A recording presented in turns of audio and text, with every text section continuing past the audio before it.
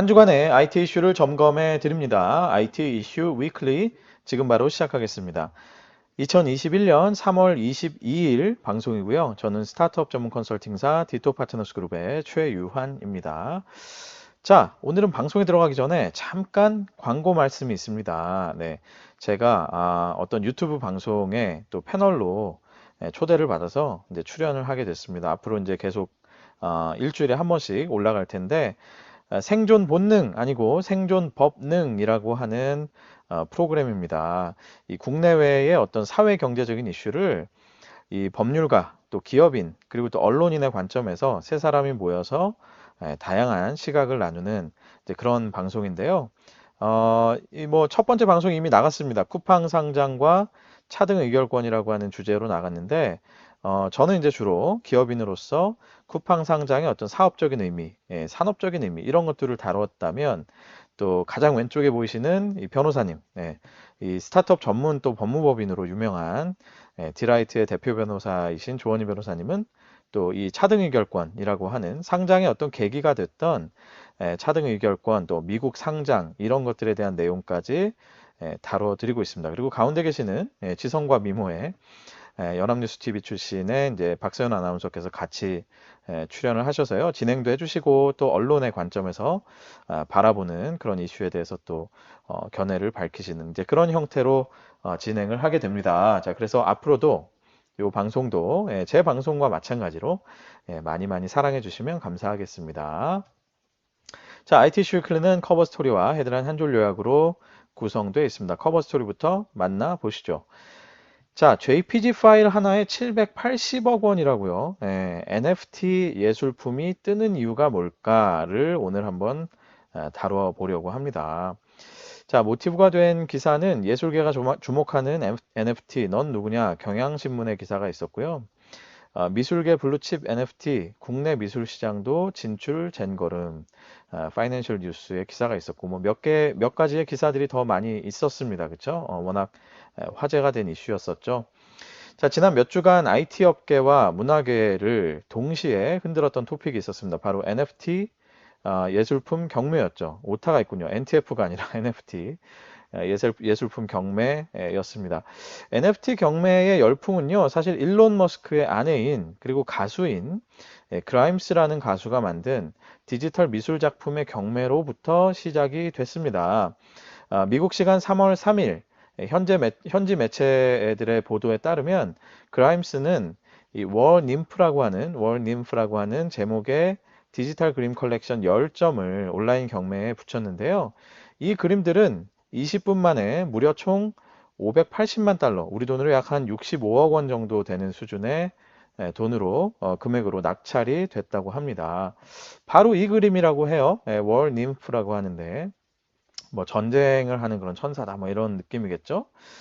이 그림인데 뭐 와 이게 65억이나 한다. 이게 뭐 참 언뜻 뭐 잘 이해는 안 되는 부분도 있죠. 자, 그로부터 며칠 뒤 3월 11일에는 미국의 권위 있는 미술품 경매 무대인 크리스티 경매에서 Every Days, The First 5,000 Days라는 디지털 작품이 무려 6,930만 달러, 우리 돈으로 약 780억 원에 낙찰이 되는 아주 놀라운 사건이라고 해야 되나요? 놀라운 일이 있었습니다. 바로 이 그림입니다. 그러니까 어떤 미술 작가가 이 제목이 Every day is the first 5,000 days잖아요. 그러니까 그러니까 원래 주 제목은 Every days고, 그죠? 그 부제가 이제 첫 번째 5,000일 이런 뜻인데 매일매일 하나씩 작품을 그리겠다 해서 그거를 다 모아놓은 거라고 해요. 그러니까 이게 뭐 제가 안 세봤지만 아무튼 뭐 5,000개가 된다는 거겠죠, 그죠? 매일매일 그린 5,000일 동안 매일 그린 작품들을 다 모아서 이거를 경매했는데 이게 무려 780억이나 이 780억이라는 금액의 낙찰이 됐다라고 해서 아주 세간에 떠들썩한 이슈가 됐었죠. 자, 도대체 NFT가 뭐길래 이 JPG 파일에 불과한 이런 그림 작품들이 이렇게 천문학적인 숫자의 금액의 경매가 되는 걸까요? 자, NFT는요, Non-Fungible Token이라고 합니다. 즉, 해석하자면 대체 불가능한 토큰 이런 뜻인데요. 그죠? 대체 불가능한 토큰. 블록체인 기술을 활용해서 디지털 자산에 어떤 고유한 인식값을 적용하는 것을 의미를 합니다. 그러니까 어떤 디지털 자산, 디지털 컨텐츠가 있다면 그 컨텐츠에 일종의 뭐 아주 고유한 뭐랄까요, 뭐 그냥 코드 같은 걸 심는다 이렇게 생각하시면 될 것 같아요. 그런 것들을 심는 것이 NFT를 적용했다 이렇게 이해하시면 되겠죠. 자, 쉽게 말해서 예술 작품에 우리가 도장이나 작가의 사인 같은 걸 하잖아요. 그렇듯이 디지털 예술 작품에 아주 고유한 도장이나 사인 같은 거를 새겨 넣었다. 이렇게 그냥 이해하셔도 되겠습니다. 뭐 우리가 기술적으로 다 이해할 필요는 없으니까. 자, 이러한 그 NFT 예술품이 높은 가치를 인정받는 것은요. 여기에 새겨진, 이 작품들에 새겨진 NFT라는 것이 앞에서 말씀드린 대로 블록체인에 기반하기 때문에 위변조나 그 복제가 불가능하다. 이런 점에 기인을 합니다. 즉, NFT 예술품은 세상에 단 하나뿐이라고 확실히 인증이 된 진품이다. 라는 의미를 갖게 되는 것이죠. 자, 그래서 이 NFT 예술품을 구매한다는 건 어떤 의미냐? 절대적인 배타적 독점권을 구매한다는 의미가 되고요. 또한 확실하게 보장된 희소 가치를 구매한다. 이런 의미가 되는 것이죠. 세상에 하나뿐인 것을 내가 아주 확실하게, 그죠? 의심의 여지 없이 하나뿐인 것을 내가 얻었다. 이런 의미가 될 겁니다. 자, 그동안 말이죠. 사실 예술작품의 거래에는 늘 가품 이슈가 따라 붙곤 했었어요. 뭐 이런 것들이 뭐 해외 토픽에도 많이 나잖아요. 뭐 엄청난 금액의 경매가 됐는데 뭐 알고 보니 가품이었다. 뭐 이런 얘기들. 자, 그리고 사실 특히 디지털 컨텐츠 같은 경우는 복제가 너무 쉬운 면이 있었기 때문에 사실 예술 작품이다 이렇게 인식되기가 굉장히 어려운 면이 있었어요. 그런데 이런 문제들을 해결하다 보니까 그 가치가 굉장히 높아질 수 있다 이런 생각이 듭니다.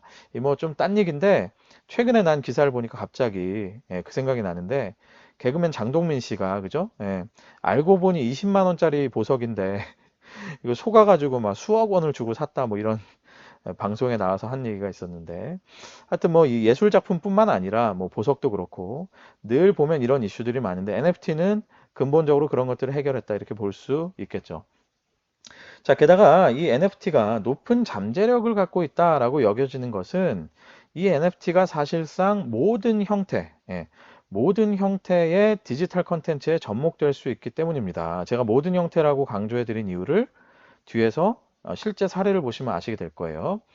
자, 오늘 뭐 앞에서 보셨던 JPG 형태의 예술 작품, 뭐 그림들, 이거 뭐 대충 이해가 되죠, 그죠? 뭐 그라임스가 그렸고, 비풀이라는, 아까 말씀드린 780억짜리 비풀이라는 작가가 그린 겁니다. 그리고 국내에서는 마리킴이라고 하는 디지털 아티스트가 그린 그림도 뭐 6억 원대에 이렇게 경매가 되곤 했었죠.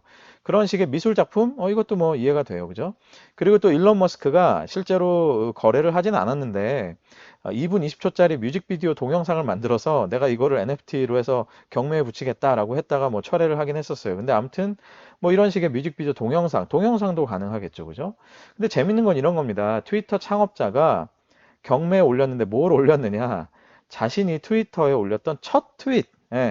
나 지금 트위터 세팅하고 있어. 라는 식의 내용의 첫 트윗을 경매에 올렸어요. 그러니까 앞에서 말씀드린 대로 우리가 생각할 수 있는 NFT의 대상이 단순히 미술 작품, 뭐 영상, 음악, 뭐 이런 것만 되는 게 아니고요.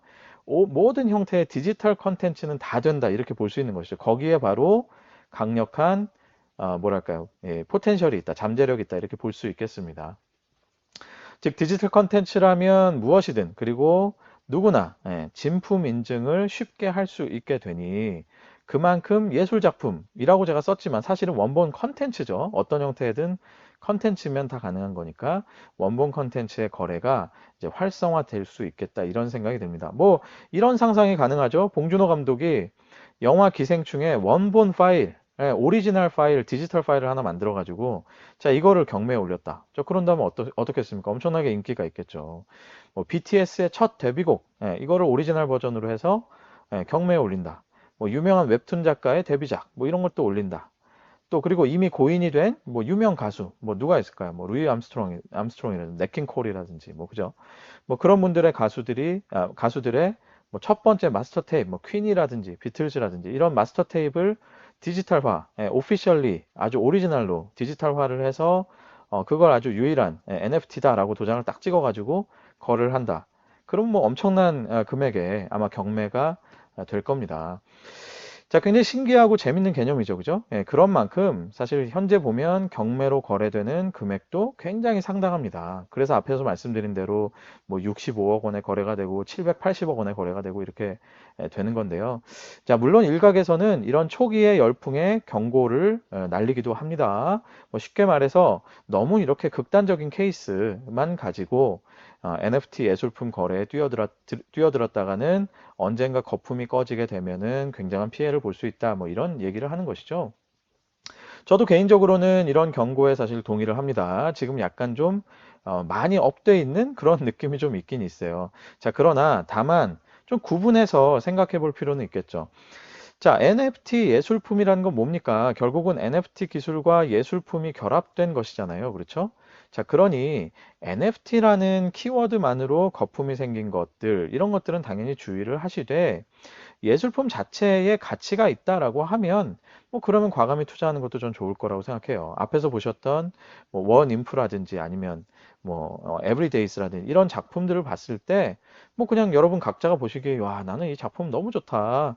이게 언젠가 디지털리 뭐 활용이 되고 또 뭐 집집마다 디지털 액자가 생겨서 거기서 사람들이 많이 보게 되고 하면 나는 이 판권, 소유권을 가진 것만으로도 상당히 가치가 있겠다라는 생각이 드신다면, 그죠? 네, 투자하는 거죠. 근데, 와, 이게 NFT 썸띵이래. 뭐 이래서 너무 흥분할 필요는 없다. 뭐 이런 거겠죠.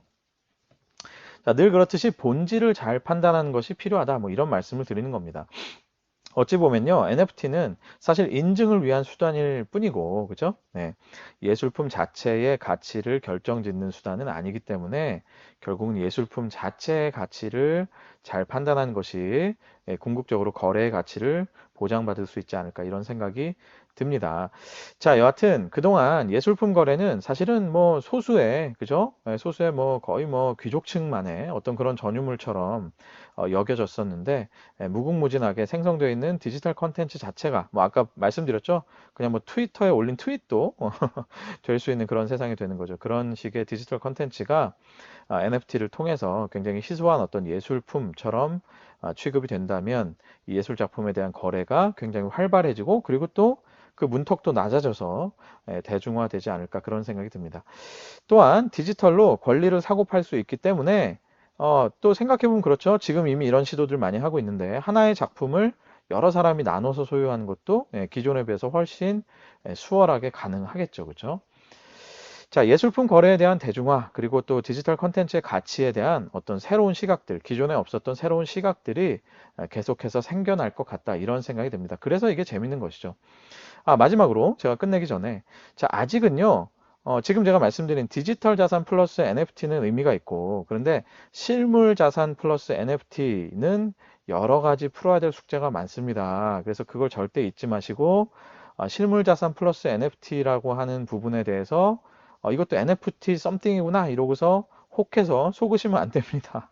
자, 예를 들어서 부동산이라든지 뭐 건물이라든지 뭐 실물의 어떤 뭐 작품이라든지 이런 것들은 사실 NFT라고 하는 디지털 코드를 심을 수가 없잖아요. 그러니까 뭐 그걸 이제 여러 가지 방식으로 뭐 접근을 하긴 하는데 제가 보기에는 근본적으로는 여전히 위변조가 발생할 수 있는 노드가 분명히 있단 말이죠. 실물 자산에 디지털 코드가 심길 수는 없으니까. 그러니까 아직까지는 디지털 자산과 NFT의 결합이 어떻게 보면 베스트 핏인 것 같습니다. 그래서 그런 것들 잘 기억하시고 절대로 이런 부분은 유념하시기 바라겠습니다.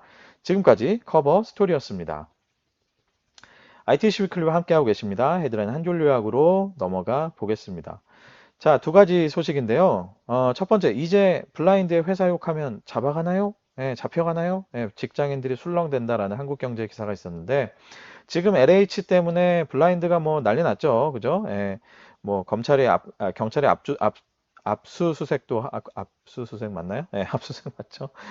그런 것도 하고 하는데, 자, 이게 결국은 익명 기반의 폐쇄형 SNS의 사실 한계죠. 그러니까 잘 굴러갈 땐 문제가 없어요. 근데 범죄라든지 이런 식의 사회적 이슈가 됐을 때는 이 서비스 자체의 한계가 확실히 보이게 됩니다. 그래서 어떤 선택을 하든 블라인드가 계속해서 문을 닫고 협조를 안 하든 아니면 협조를 또 하게 되든 제가 보기에는 사업에는 이제 큰 어려움이 있지 않을까 싶어요. 그쵸? 협조를 안 하게 되면 이 반대 여론의 유저들한테는 뭐 굉장히 사실은 문제 있는 서비스로 여겨질 거고요. 또 협조를 하게 되면 기존에 잘 쓰던 유저들이 또 그죠? 한 번에 떠날 수 있는 하여튼 굉장히 어려운 기로에 있다라는 생각이 들고 애초에 이제 이런 익명 기반의 소위 말하면 좀 센 얘기들이 오가는 SNS의 한계가 아닌가. 이게 이제 언젠간 온다 온다 했었는데 업계에서 그죠? 저거 언제 한번 문제 될 텐데라고 다들 얘기를 했었는데 아주 엉뚱한 곳에서 터지게 된 것 같습니다. 자, 두 번째, 카카오는 이베이 코리아가 필요하지 않았다. 머니투데이 기사가 있었습니다. 선물하기 서비스와 시너지가 없다라는 점, 그리고 이베이가 여전히 네이버 지식 쇼핑에 높은 의존도를 가지고 있다라는 것들이 주요 이유였다고 해요. 그래서 카카오의 쇼핑 사업과는 큰 시너지가 없다 이렇게 판단했다고 하는데요. 뭐 내부적으로 굉장히 경론이 있었다고 전해졌습니다. 근데 과연 이게 좋은 결정이 될지 사실 시간이 좀 지나고 보면 알겠죠. 저는 개인적으로는 뭐 선물하기 시너지 없고 네이버 지식 쇼핑 의존도 높다. 이거 다 이해가 돼요. 이거 다 일리가 있는데 근데 다만 딱 하나 아쉬운 건 그거죠. 카카오가 이 사업의 포트폴리오상 봤을 때 이 커머스 사업을 굉장히 그 앞으로도 강화를 해야 될 텐데 글쎄요, 이베이 코리아라는 이 매물 정도 외에는 단숨에 커머스의 메인스트림으로 올라가기는 쉽지는 않을 겁니다. 그러니까 당연히 뭐 비싼 가치, 돈 대비 효과가 있냐 이런 고민을 하실 수 있겠지만 어찌 보면 그죠? 희소성이죠? 오늘 희소성 얘기를 많이 했는데 굉장히 희소한 가치를 가지고 있는 옵션이 아니겠냐라는 측면에서는 어찌 보면 카카오가 노릴 수 있는 마지막 패가 아니었을까 싶은 생각도 살짝 들긴 합니다. 그래서 과연 이게 좋은 결정일지 뭐 이거는 이제 하여튼 뭐 시간을 좀 두고 지켜봐야 되겠죠. 굉장히 하여튼 골치 아픈 건이었을 것 같아요. 카카오 입장에서는. 네, 오늘 방송 여기까지입니다. 유튜브와 페이스북, 네이버 오디오 클립, 팟빵, 그리고 애플 팟캐스트를 통해서 만나실 수 있습니다. 검색창에서 디토 파트너스 그룹, 뭐 IT 이슈 위클리, 뭐 최유한 뭐 다 쳐보셔도 됩니다. 구독과 좋아요 많이 많이 부탁드립니다. 자, 한 주간 건강하시고요. 제가 방송 말미에 이렇게 저희 회사 홈페이지랑 이메일 주소를 남겨놨으니까 혹시나 뭐 의견 있으시거나 이런 분들은 언제든 편하게 연락 주시기 바랍니다. 저도 건강한 모습으로 다음 주에 다시 찾아뵙도록 하겠습니다. 여러분 감사합니다.